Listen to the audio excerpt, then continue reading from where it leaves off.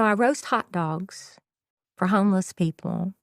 And he said, you look like you could use a pick-me-up. He said, why don't you meet me down on 2nd Avenue there in Nashville? And I'm standing there so thin and so bony. He said, can you cook? And I said, yeah, I can cook. I was raised in Louisiana, and I can cook jambalaya for any size crowd. You just add more rice. And so he said, we've got some folks I want you to meet. So I cooked up a pot of jambalaya, and I met him under the bridge. And that's where my whole life began to change. Who gave me a podcast? This is Jeff Allen. Welcome to my podcast.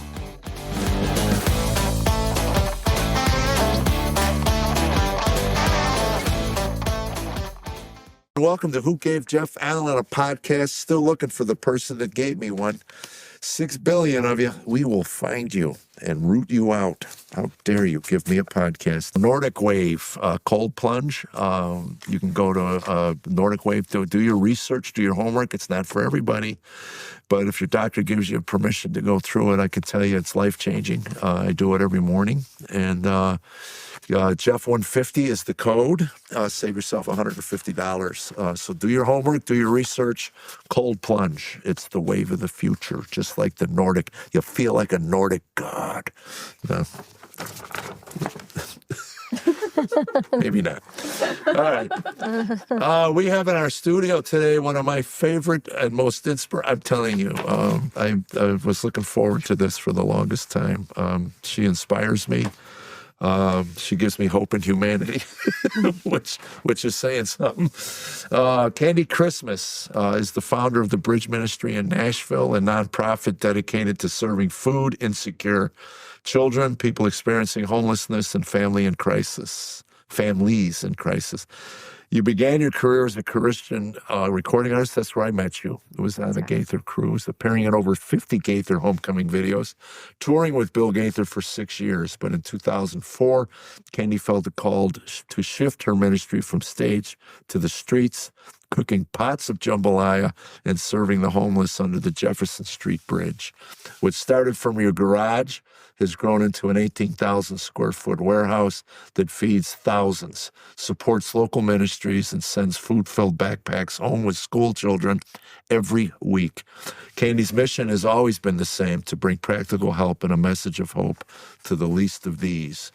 Welcome, Candy Christmas. Hello. Yeah. Thank you. Thank Oh, you my for gosh. the invitation. Yeah, I hate reading I know. intros. I really do, because we were talking off air about it. I was trying to remember the time I know we were flying to Cincinnati on a snowy December. Mm-hmm.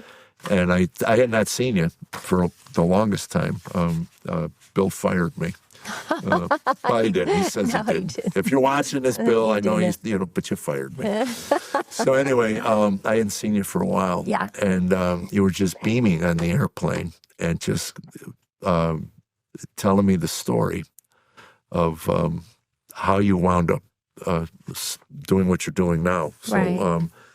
So go back to 2003, 2002, 3, and you were touring as a singer. Yeah. Dream. That was your dream. Yeah. I was living the dream and traveling with the Gaithers and singing gospel music. And for me, I felt like I was at the apex of my career, and really just taking off. And I suffered depression, and I'm at least a third generational depression sufferer in my family.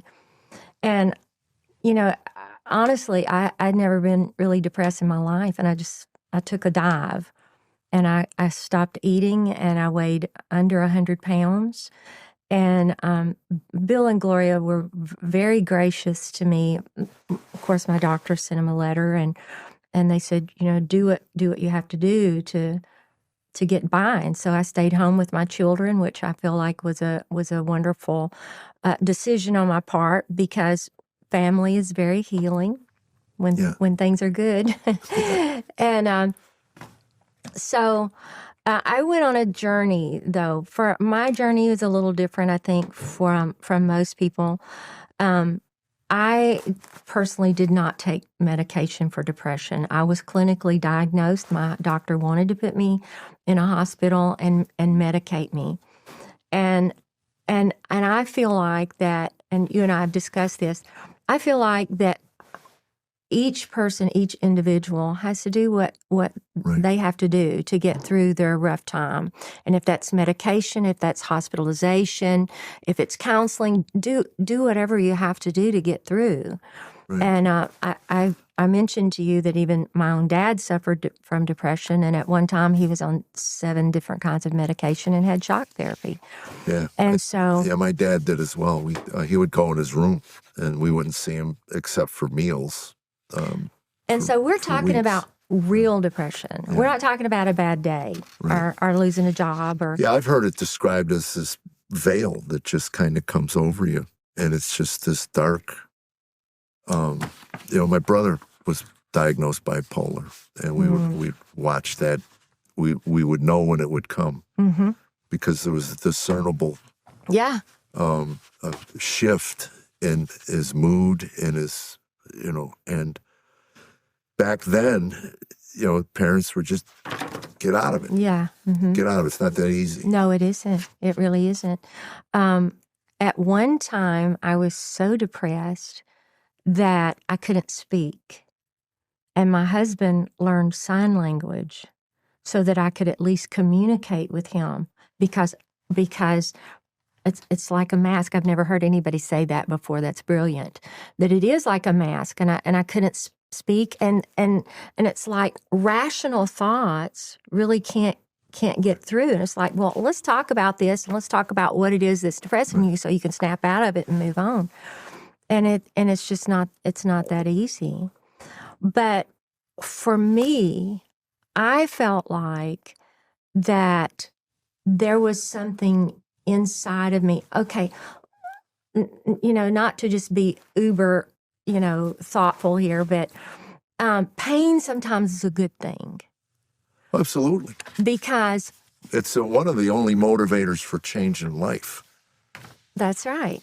If you don't have pain, say you can't feel in your feet, and you walk across the floor and you step on a nail and you don't feel pain, then that thing can get infected, and you could ultimately lose a limb because of that, because you don't feel pain.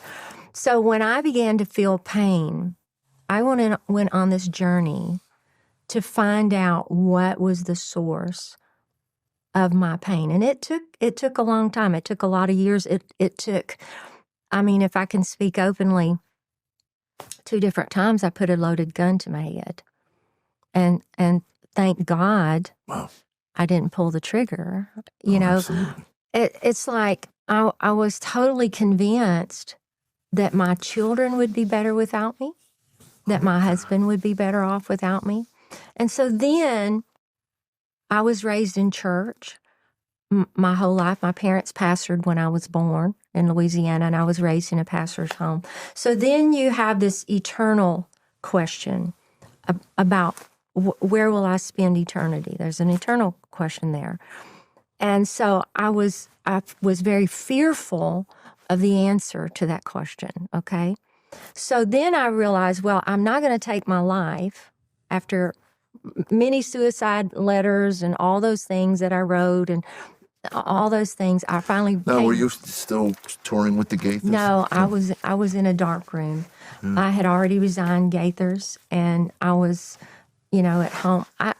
I'm married to Job, the patience of Job. My husband was so patient.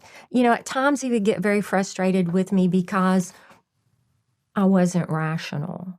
It's not rational that your children would be better off without you and that your husband would. It's not rational. But he was very patient with me, and if I needed to lie in a dark room for a week, then he allowed it. And every day, Jeff, he would come in, and I'd be lying in a dark room. I'm not even sure I had showered. And he would just lay his hands on me, and pray for me, and try to encourage me, and leave me be. He was very, very kind. But on this journey to find the source of my pain, I realized that I was my problem. I was my biggest problem because there was not enough success. See, my fear was, had I done enough with my life? Had I received enough awards? Was I being invited to, to this event or those Right. kinds of things?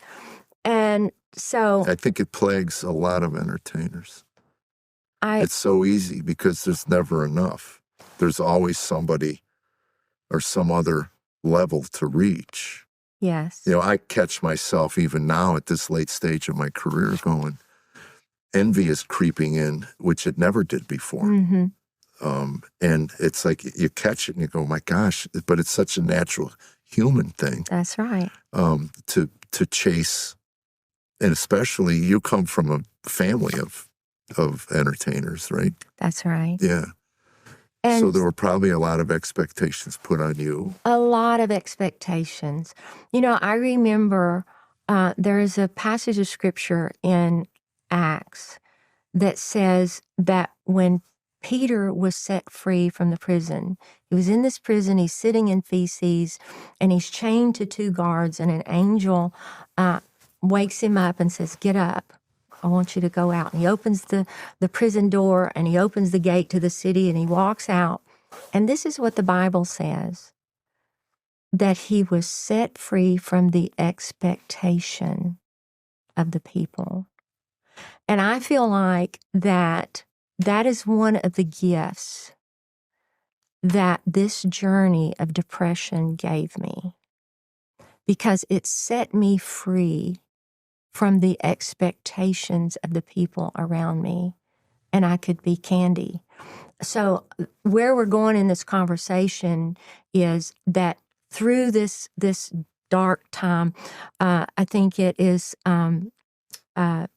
maybe, oh goodness, my mind went blank. John of Assisi, I believe it was, that says that he's called it a dark night of the soul. Yeah. And this was my dark night of the soul. It was a total eclipse of my entire life. And it was a closed door to where I had been, but it was also an open door to my destiny because I met homeless people.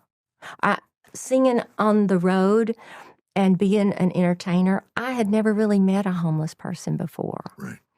And so I met this guy who was laying tile in a friend's house. A friend said, "Hey, I'm building a house. I want you to come see this house." So I go to the house, and there's this old gentleman in the house, and he's laying tile, and he'd seen me on one of the Gaither videos before. And I was literally unrecognizable because I had that mask.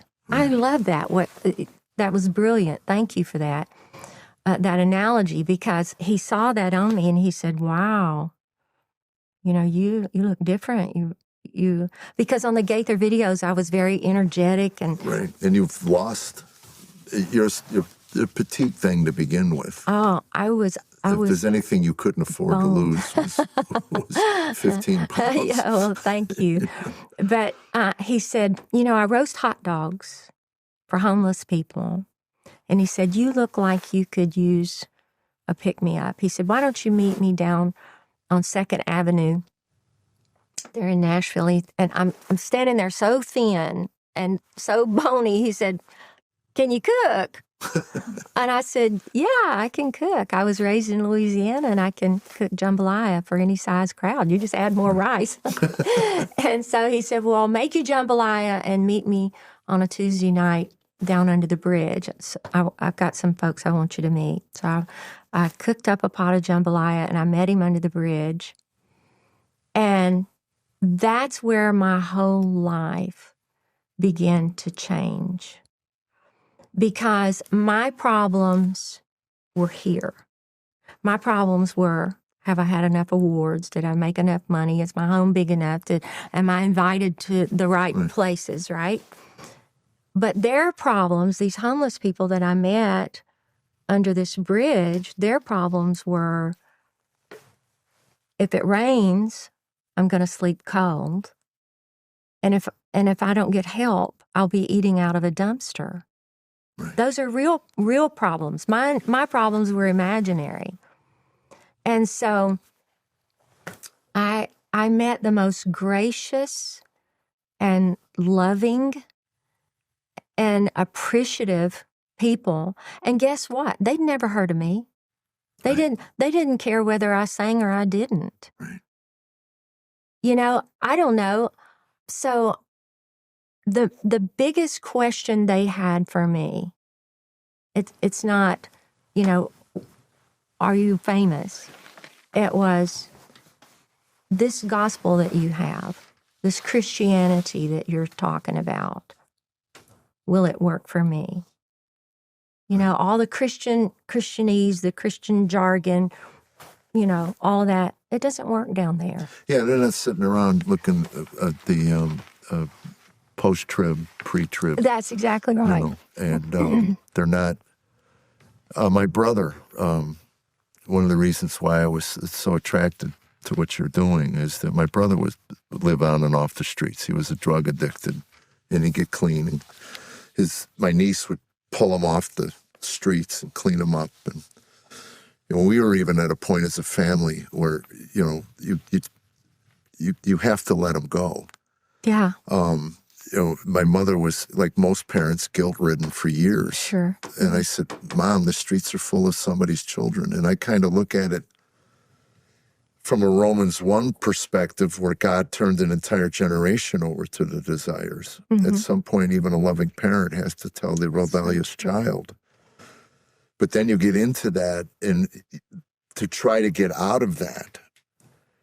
And this is what I've read. You can tell me because you're steeped in this. But if your basic need, food, is not met, the logic where people go, why don't you just go get a job? Right. Well, I can't think to get a job. That's because right. all I'm thinking about is feeding myself.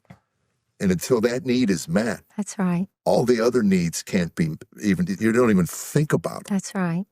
You're just focused on getting that one need met. And what is interesting to me is because most of us, and I'm one of them, I see the problem, I know the problem, but I just don't feel the need to drop what I'm doing to do it. You did that. And you say it saved your life. It did save my life. You're right. But so I think you may think better of me than I am. I didn't drop everything to do that. I dropped everything because I couldn't do anything else. I was totally incapacitated by this depression and this dark cloud. And so my life literally came to a screeching halt. And if I could put it like this, the homeless people, I didn't rescue them. They rescued me. Right. They did more for me than I could ever do for them. Wow. And well, one of the things that, again, what I love, because our small group once a quarter comes down. That's right. And, thank you for that too. Thank you. Well, again, Tammy and I, the first time we went down and served with you under the bridge, we drove home and said, this is our new church. We're going to come every Tuesday. And then the next week it rained. Yeah. And yeah. we said, well, maybe next week we'll go to church. Yeah. You have not missed a Tuesday in 21 years. 21 years. Yeah. It's what gets me up in the. I owe them. Yeah. And it's. Well, they love you. I could tell you that. We see that. And Thank you. what I love is when you walk out and you go, if no one's told you they love you today, I love you. Jesus loves you. Jesus loves you. And you have churches come in. That's right. How would it, now, if there was someone watching this that has a church choir or whatever Oh, yeah. would love to come and serve with you, do they reach directly out to the bridge? Yeah, bridgeministry.org. And, there's a place where you can click to volunteer. And we have all sorts of volunteer opportunities because we feed 5,000 children a week.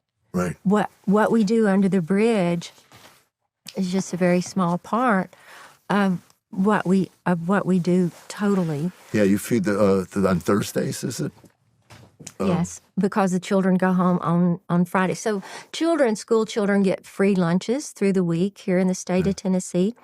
But on the weekends, most of these children are in food insecure households. And so they have to be nutrition specific because we can't just send, crackers and chips and cookies home with these school children. So we have, little soups and little beanie weenies and all these little things that their little fingers can open and very nutritious. And so we serve about 5,000 every Thursday and Friday we do. All from one pot of jambalaya. All from one. I could have never imagined it. And on Thursday, we serve a lower income area where there is a high population of elderly people and not a grocery store in sight. And so we go down and we serve about 1,100 hot meals just on Thursday. Wow. Just love on people.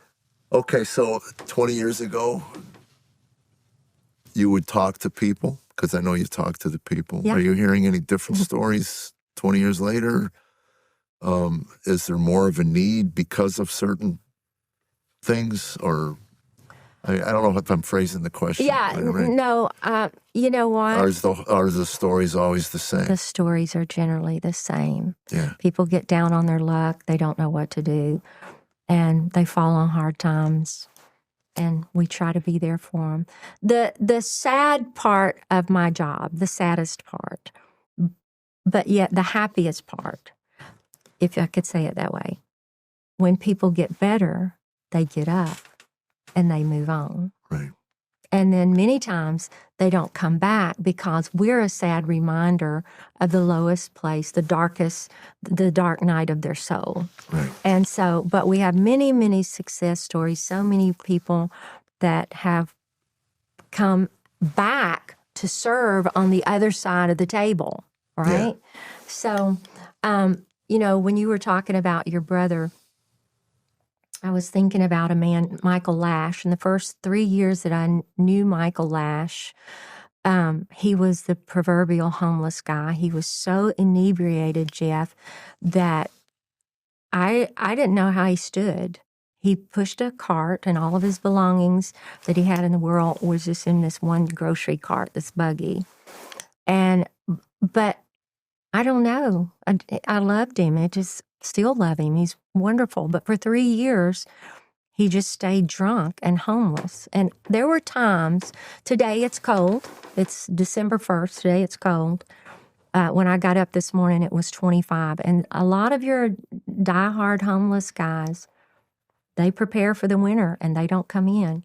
They won't go into the shelter because you think, well, that's crazy. Why wouldn't they go in the shelter? It's a hot meal and a warm bed. But all of their belongings are in their encampment or in their buggy. And so they can't take those things into the shelter. Many of them have a pet.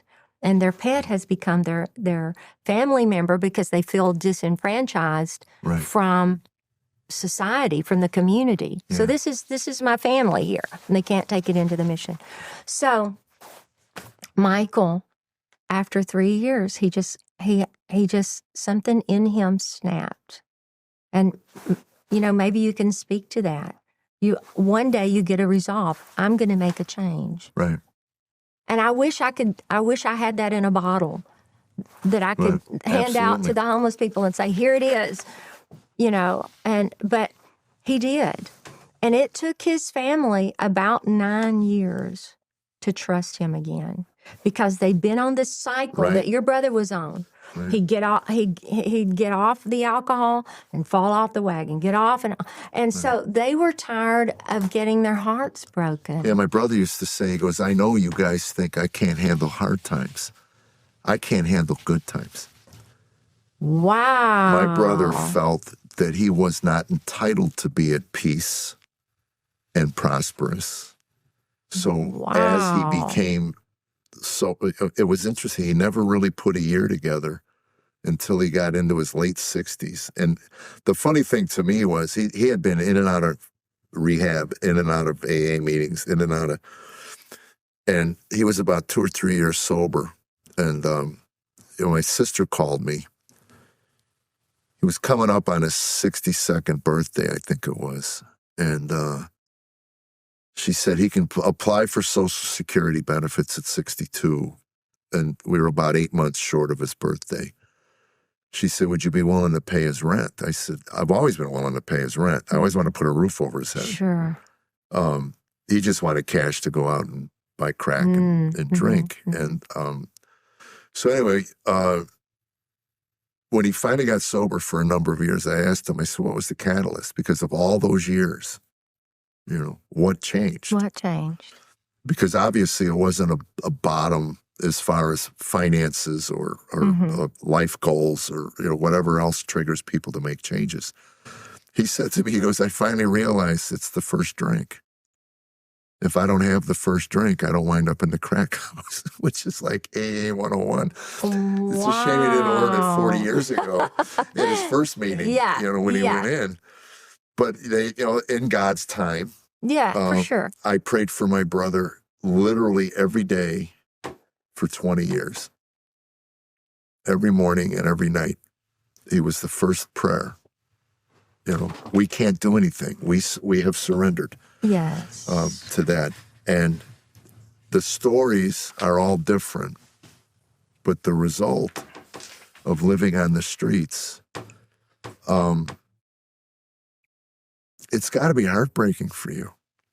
It is. Because I know your heart, so you get emotionally involved with people, and you want to see the change, but you're not the change agent. I can't be. I can't be. One of the sweetest men that I fed died in a porta-john. He froze to death. He got in the porta-john to try to get warm, and he literally froze to death. And it broke all of our hearts. You want to help. You want to do something. One of my dreams is to have a facility, a transitional housing facility that we can bring people in, get them sober and clean, teach, celebrate recovery and those kinds of things, teach people how to look for a job, and how to get a job, how to keep a job, how to balance your checkbook, and just the simple basic things, and get them back out into society. I will say this for me. Now, addiction wasn't my problem, but for me and my depression, it was that I began to help other people. I read this doctor's report one time, and it changed my life, because this doctor said that doing acts of kindness for people who can't reciprocate, it releases an endorphin in your body, and it's called oxytocin. And it's that high that you feel at Christmas when you've gotten your wife the gift that you wanted to give her, or it's the feeling that you felt in grammar school when you felt puppy love. That's oxytocin. And when you do acts of kindness and you serve people and you do for others, it releases this endorphin. And this doctor's report says that he likened it to a cocaine high. Right. He said it feels like a cocaine high. I've never done cocaine, but I know that high very, very well. And so that was the very catalyst that pulled me out of the darkest place of my life, was doing for others. Yeah. Endorphins are the body's natural morphine. I've never heard that, but I like yeah. it. And they call it a runner's high. You run this euphoria. Yeah. And as you were talking, I was thinking, as Christians, I believe, again, I'm keep it first person, that we are wired as human beings. God wired us to serve and to worship. Worship and serve. What you worship, you'll serve.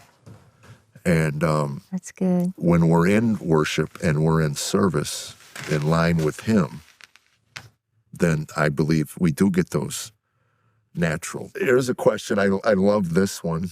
You lived through all of it, the 2008 recession, the opiate crisis, COVID, fentanyl today. And do you see much fentanyl? I do. Yeah. I do. Boy. And I just performed a funeral for a young man that passed away on fentanyl and left 4 children. That stuff, I know. I bought drugs for years, total strangers, just being in clubs, all on the road. And I know I'd be dead from that. Yeah. I know I would be. Yeah. You know, and I'm one of these at a point now where I think if you get caught dealing fentanyl, you should just go away for attempted murder. Yeah. That should be the charge because you know what it does. It's a death sentence. It really is. It is absolutely. And I've talked to more than one parent on the road who lost young children from experimenting and just got the wrong thing, you know. How many parents are in your lines that have children? Do you see families, entire families? I do see entire families. But many of these families are living in vehicles or in motel rooms. And so if you'll notice that at the beginning of the month, our crowd is lower than at the end of the month. At the beginning of the month, many of them get a government check and they're able to get a motel room. By the end of the month, there's no money, there's no food, the children suffer. I think the saddest thing that I see is that these children live in households, if you can call it that, of addicted parents. And so whatever resources they have, many times will go in the veins of their parents or up the nose or alcohol-related, whatever. And so then the children are very vulnerable. And it's a very difficult thing to stand by and watch. Again, that's why I want a transitional housing facility that I can bring families into with small children, because most of your facilities like that in this city, you can't take your children in. In other words, there's not a family facility unless you're an addicted parent. So just people that are down on their luck or that have moved here or whatnot. Well, it's interesting. I did a show for a ministry in Alabama a number of years ago, a young guy. And I always ask before, if I'm not familiar with, they hire me to do comedy. And you're wonderful, and I'm your biggest fan. Well, thank you so much. I am your biggest fan. I can't believe I'm sitting here with Jeff Allen. Thank you so much. True story. But anyway, I asked the guy, what am I raising money for? He said, well, simply, I teach middle-class skills for men coming out of prison. And I said, what are you talking about? He goes, things that we take for granted. We've been taught by our parents. Why you shower and shave before a job interview. Why you wear nice clothes to a job interview. Why you, clean up your nails and all these things.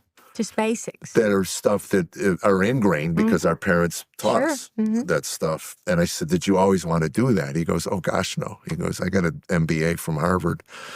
I went to New York. I was going to run a hedge fund and be really rich. And I said, what happened? He said, God happened. I go, what do you mean? He goes, I don't know, about a year into that life, and what popped into my head was I had heard years ago, I don't know if it's true or not, but I carry it with me as a truth, The word inspiration literally means God breathed. So Wow. when I got on stage, I thought this was such a great picture, and this is what I think of you when I think of this, that this man said, I'm going to go to New York. I'm going to be a hedge fund manager. I'm going to be a millionaire. And God went, whew. And he goes, all right, maybe I'll go to Alabama and I'll work with these homeless guys coming out of. And I think of you when I think of that. I think that God just breathed into you one day. He said, Candy, Candy. You know, You're very those kind. singing accolades and all that stuff. You know. God set me free from all of that. I'm so grateful. It's really truly it's the greatest gift that God has given me outside of my family and a relationship with Christ, salvation. This is the best. It's the greatest. You know, I remember in when I sang gospel music and I would go do a concert somewhere. I would go places and I would be too Southern gospel. Now, some people will relate to this and some people. Or I go another place and I was too contemporary. Or I would go another place and I sang too many old songs. And then you go, and it's like, if I can hit your flavor, if, you know, then I can please you for the evening. The homeless people they're not like that. They're waiting to be loved. And do you accept me? Do you love me? Will you embrace me? They don't care about what flavor we are. You know, I don't know. When the rubber meets the road, it's about love and humanity. And non-judgment. Non-judgment. Yeah, because I know my brother, he was hard. It was difficult for me to have a conversation with, even after he had cleaned up, because of all the demons that he carried inside of him and his perceptions of what we thought of him. And all we wanted was for him to get well. That was it. Right, for sure. And the last 5 years of his life, he was clean, he was sober, and he was a good grandfather. And he finished well. That's good. And he used to take his grandchildren out every Saturday to Dollar General, I think it was, to buy a bag of crap. That's what he called it. And they would go, Grandpa, we're going to get our bag of crap today. We are going to get your bag of crap. But I think of all the years that I missed with my brother because of my prejudice of judging him for the choices he made. And maybe, again, that's why I get drawn so much to what you're doing. And I've tried to partner with you as much as I can financially. And I appreciate it. You and I know Tammy. you do. I know you do. Really, you and Tammy. Of course, you guys support us financially, and I'm so grateful. But also, you don't mind getting your hands dirty. And just showing up. No, it's funny. I got a little story about my wife, by the way. Oh, yeah? Yeah. Last time we were there, we were in line to serve, right? And again, I don't do much. You know, I tell jokes and, hit golf balls. That's basically my life. So we're in line, and you got the baskets. And each person has a basket that you hand out. So I got the sock basket, which is what everybody wants, socks. Yes. So Tammy gets the toiletry basket. Well, they kind of look at it, but they want socks. Yeah. So she takes over my socks and the toilet. She takes two baskets. Oh, funny. She just shoved me off. So I had to go pick up chairs. But I just wanted to say publicly that I meant to hand out socks. You meant to, yeah, well. In case your people were judging me for walking away from the sock I heard basket. so much about that. You wouldn't believe. No, I didn't. Yeah. But thank you. Thank you for having a heart for what we're doing. And I love it. Some of the people I've met are fascinating. I met a guy who was a doctor. Yeah. There is no alcoholism and drug addiction is egalitarian. They don't ask you your status. They don't ask you where you started in life. And I know from personal experience that, but by God's grace, I don't know how I stayed sober. I really don't. I did everything wrong, but the one thing I did was I reached out and asked for help. Yeah, that's good. And where you're, your plans in the future. This are you beginning a foundation or to build this transitional? Well, we are actively looking at property. We just went and looked at a hotel that is for sale here. It's just north of Nashville. Yeah. And so, it's been a long time dream of mine, and we had found a place in January of 2020, and we were working on the deal and negotiating, and it just kept tripping. I don't know. It just, every little bump in the road would delay it, and then COVID, in March. So about the end of March, I was real thankful that How did it work with the city in COVID because of all the rules that they had? Obviously, you stayed open and Yes, we did. You were able to serve. Yes, we did. So COVID was really interesting for us. Of course, we tried to follow all the guidelines, the masks and the gloves, and all the things. But a lot of your other 501c3s shut down, so they had resources that they couldn't move.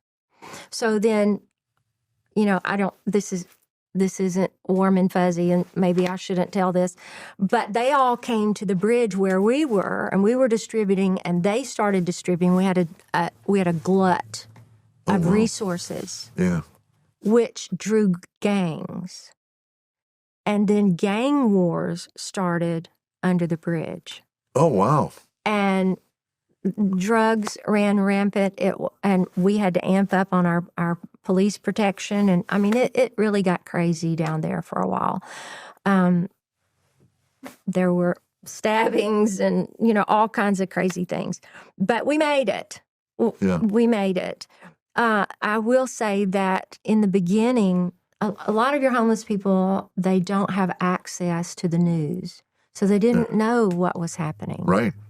And we showed up with masks and gloves, and we were trying to social distance, which that went out the window.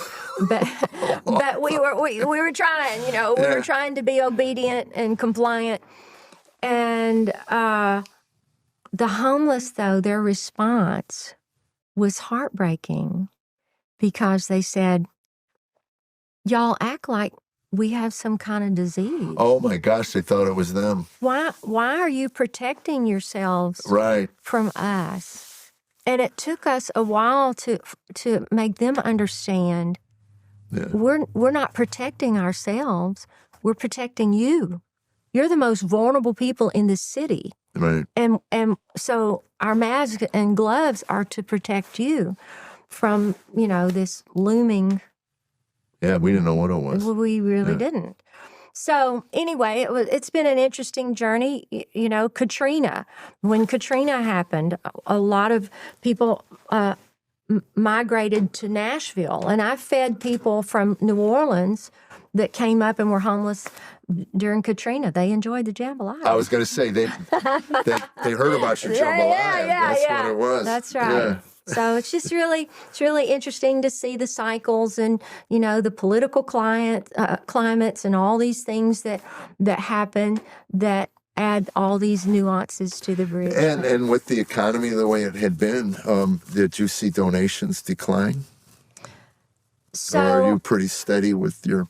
We have very faithful donors, but I'm just going to say it. It's a dark hole. It's endless. Seems like the more money you get, the more mouths you have to feed in the people you're trying to reach. Right. And so our motto is that we serve with an open hand. We're not close-fisted to anybody. And so, we don't make them qualify for the food. If you're hungry, come. That's what Jesus said. Right. Come, all you who are weary and heavy laden, and I will give you rest. And so that's my motto.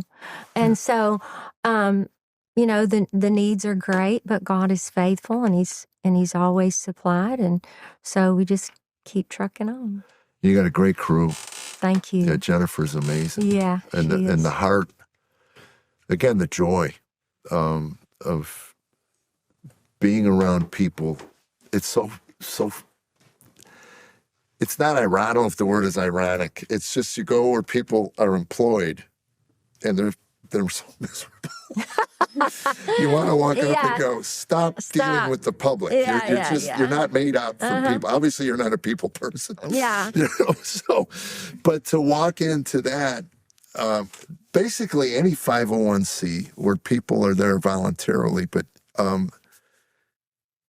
that calling, and obviously this is a calling for you, the joy that exudes from the people that, even come to, like, our small group, that we always go to Monell's afterwards. Oh, you do? And have a meal. That's great. And we're breaking bread after the meal, or after working. And the first thing they ask is, when can we go back? When can we go back? I said, well, they have, so many volunteers, and everybody should have a right to volunteer and get in. Mm-hmm. But it makes it so much easier to volunteer when you walk in and you just not only see the gratitude on the people who are being served, but the people that are doing the serving. You're right.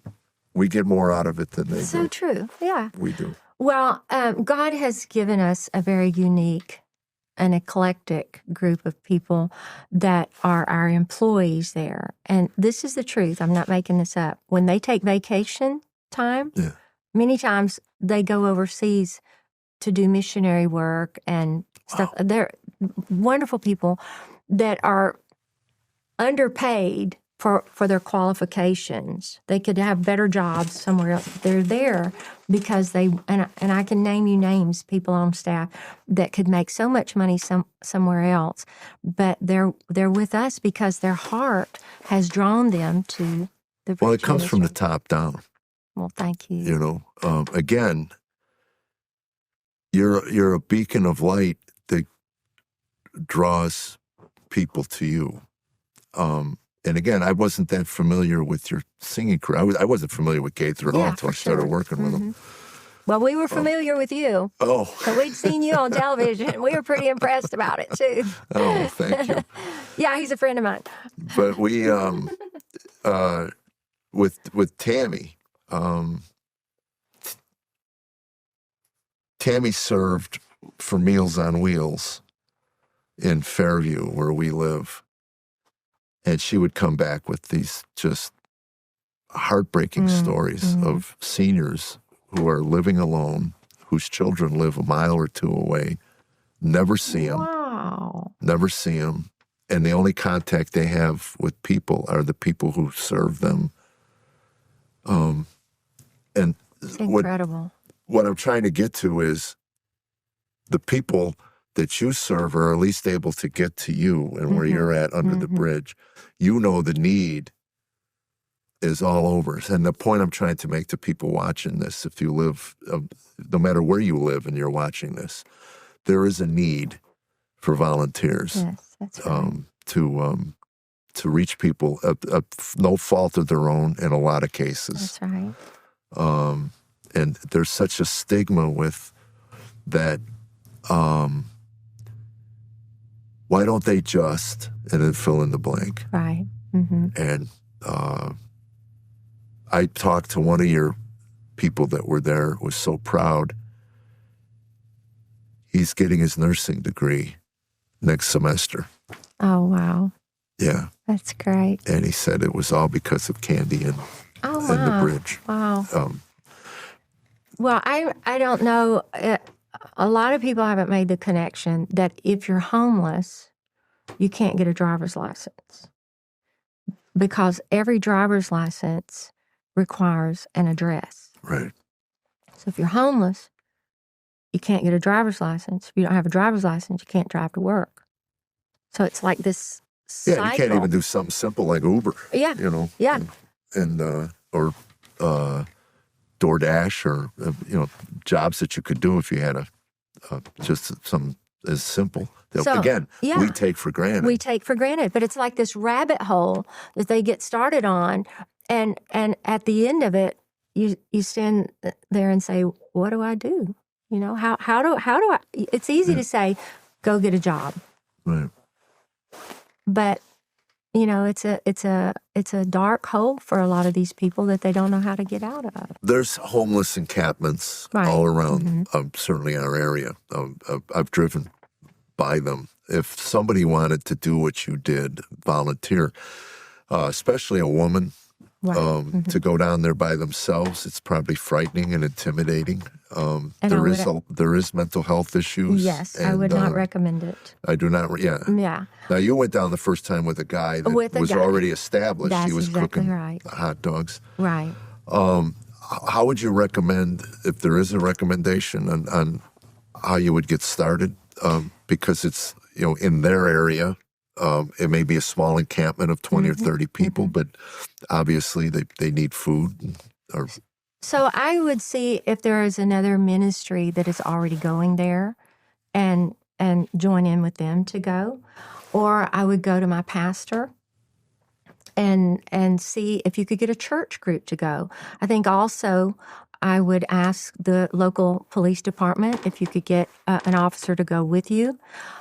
Charlie Strobel here in Nashville, he started his ministry to the homeless because his mother went down alone to feed a homeless person, and he was on drugs, and he murdered her. And Charlie Strobel was a Catholic priest, and he stepped down from the priesthood and got into the homeless ministry and now has gone on to be with the Lord. But that was a catalyst to get him involved in the feeding the homeless.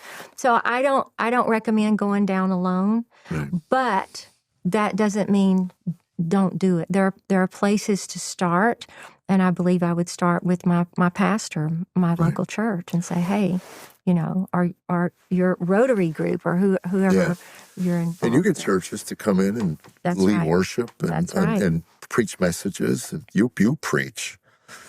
You are. I told Tammy, I said, you get fiery sometimes. After I get in the car and I go, why did I say that?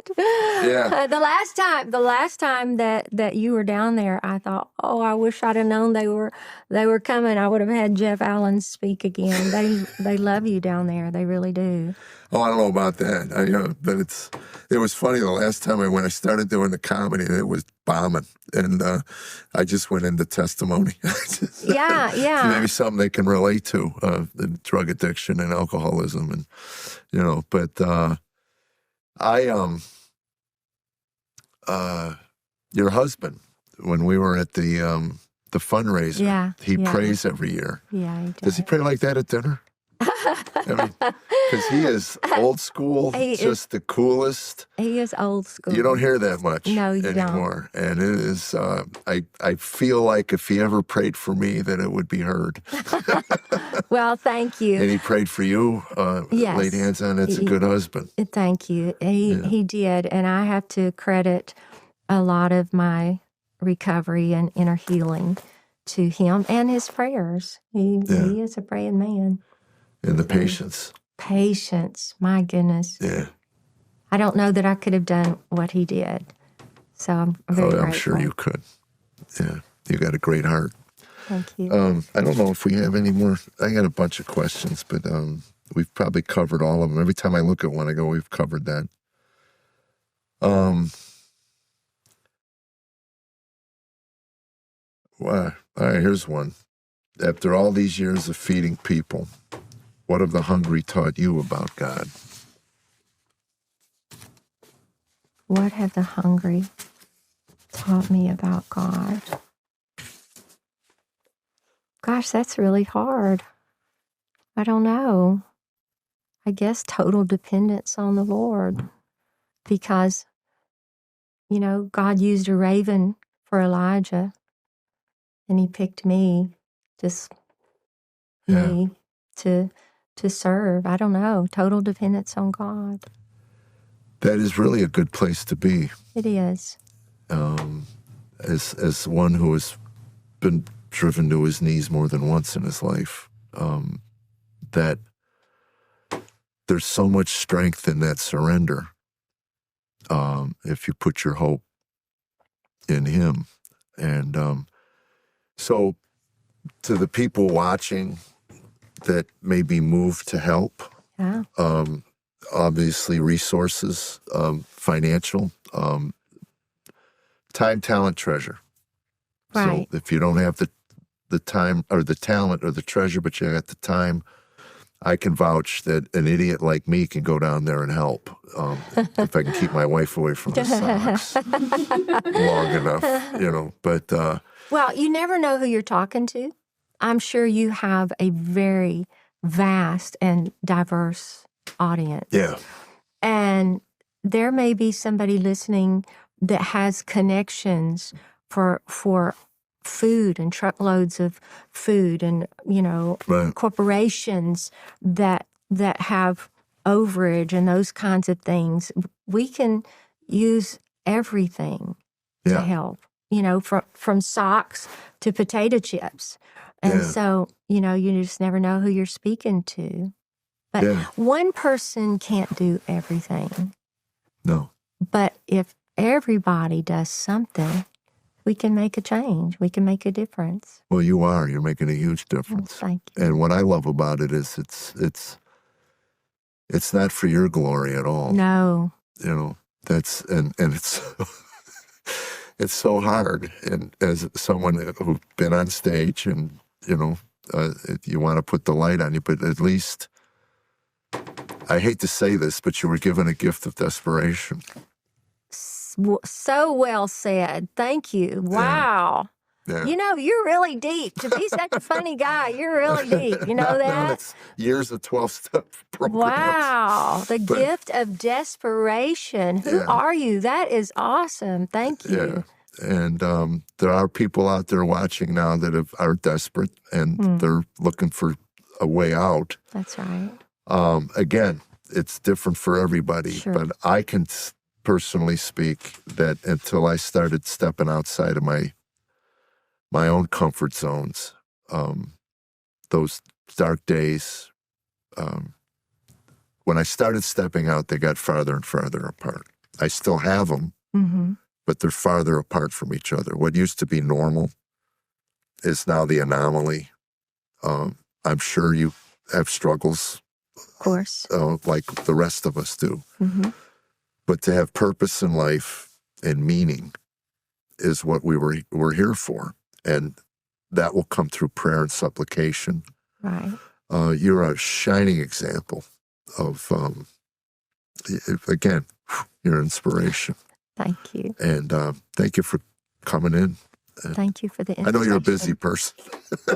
You got Never tomorrow. too busy. This is Monday, so you got Tuesday. Yeah. Tomorrow Yeah. is Under the Bridge, and it will be 24 degrees. Tammy and I will not be there. Yes. Yes.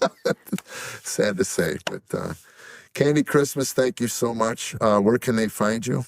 Bridgeministry.org. Bridgeministry.org. You got that? Bridgeministry.org. Yes. And at this time of year, especially with Christmas coming and the cold coming, coats, gloves, Yes. hats, Socks. I almost started a ministry. I may still do it. Do it. My brother, when he was homeless, said that the greatest feeling was when he got off the streets and he put on a clean pair of socks. Clean pair of socks. He said there was nothing like it. Yeah.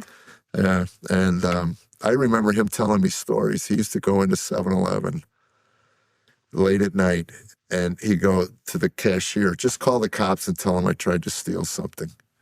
Oh. I don't want to steal anything. I don't want to hit you. I just want to No. get arrested so I have a warm place Warm to sleep. place. And the cop would come in and go, sorry, bud, jails are full. Mm. They had no place to put them. And it was hard to drive through Nashville and see people and not see my brother's face. Sure. Wow. So I'm sure there are people watching that have family members in there, and the hope is, I know I've met people who've gotten out from that situation and have gone on to lead productive and giving lives. That's right. We meet them at your fundraiser once a year. We see the success stories. So thank you again. Thank you. And God bless you guys. And we'll still looking for the idiot that gave me a podcast. So we'll see you out on the road.